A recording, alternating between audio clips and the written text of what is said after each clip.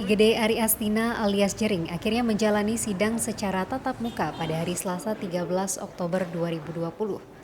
Terdapat 3 orang saksi yang dihadirkan untuk diperiksa dalam sidang yang dimulai pada pukul 10 waktu Indonesia bagian tengah di Pengadilan Negeri Denpasar ini. Ketiga saksi diantaranya Dr. IGD Putra Suteja yang merupakan Ketua Ikatan Dokter Indonesia Wilayah Provinsi Bali sebagai saksi pertama, Dr. Imade Sudarmaja selaku Sekretaris Ikatan Dokter Indonesia Bali sebagai saksi kedua, dan Wakil Ketua Ikatan Dokter Indonesia Cabang Denpasar, Dr. Ketut Widiasa MPH, yang dihadirkan selaku saksi ketiga. Penjagaan keamanan dan protokol kesehatan pun diperketat mengingat kasus ini cukup menarik perhatian masyarakat serta masa pendukung Jering yang dalam sidang sebelumnya melakukan aksi demonstrasi. Selama persidangan berlangsung, Jering selaku terdakwa dalam kasus tuduhan pencemaran nama baik sempat menanyakan dan menanggapi pernyataan dari para saksi. Sementara itu, Iwayan Gendo Suwardana selaku tim kuasa hukum Jering juga sempat memberikan pernyataan setelah sidang. Ya itu berpijak dari alat bukti surat yang dilampirkan oleh pelapor, adanya surat dukungan dari ID Cabang Tabanan yang di dalam suratnya minta kepada ID Bali, Ketua ID Bali untuk melakukan klarifikasi sekaligus laporan. Nah, klarifikasinya tidak dilakukan, tetapi kemudian malah laporan. Itu kan menunjukkan bahwa kemudian organisasi ini tidak demokratis, tidak menjalankan dulu satu klarifikasi yang itu nuansanya nuansa intelektual gitu. Jadi hanya terlihat kemudian merasa emosi, tersinggung, itu akhirnya melapor gitu. Padahal dalam proses-proses seperti ini, penghinaan atau apa, itu hukum pidana itu jalan terakhir. Nah, seharusnya yang dikedepankan adalah klarifikasi, dan itu sudah dinyatakan oleh ID Cabang Tabanan. ID Bali ya mereka sudah menyatakan begitu, tidak ada klarifikasi, tidak ada tidak mau menjelaskan, tidak minta penjelasan, tetapi ya memang melapor, itu aja. Dan itu menunjukkan ya ID ini jadi seolah-olah ID ini menjadi organisasi yang tidak demokratis gitu, yang tidak yang menghindarkan proses dialektika.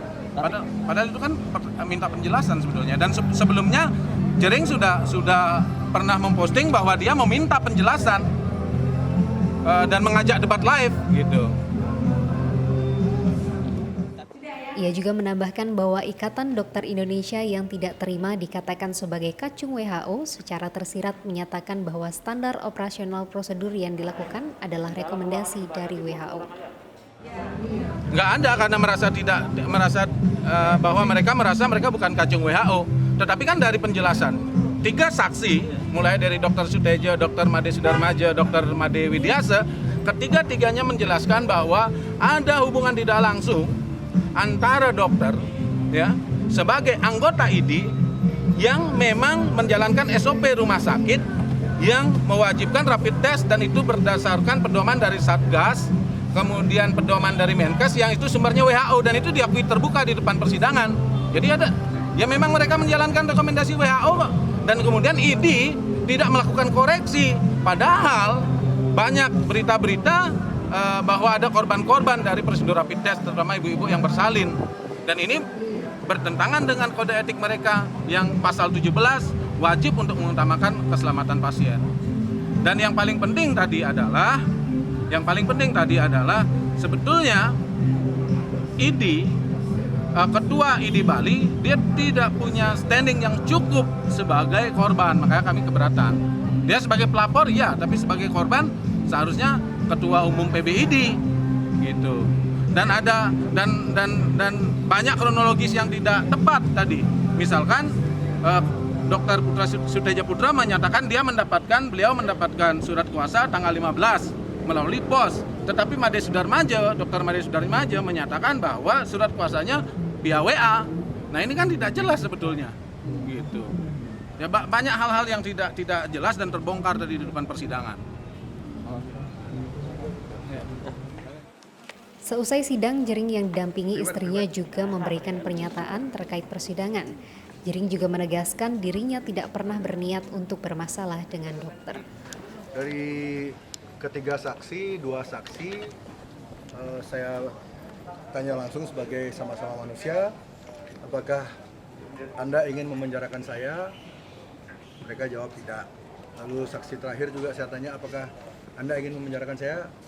Dia juga bilang sebagai ID, sebagai organisasi tidak ingin memenjarakan saya. Terus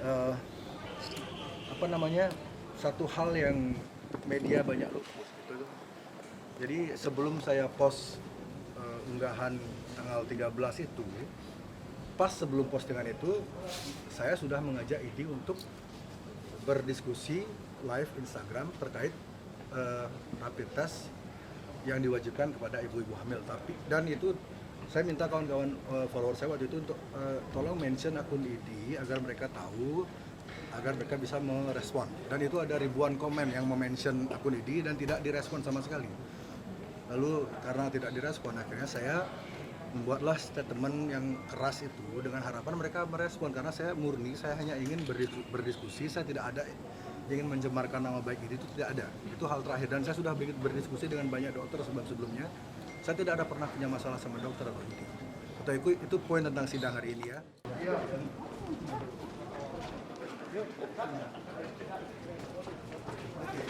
Yuk subscribe akun YouTube resmi Nusa Bali. Jangan lupa like, tinggalkan komentar, share link, dan aktifkan tanda loncengnya. Dapatkan informasi terkini seputar Pulau Dewata hanya di Nusa Bali TV.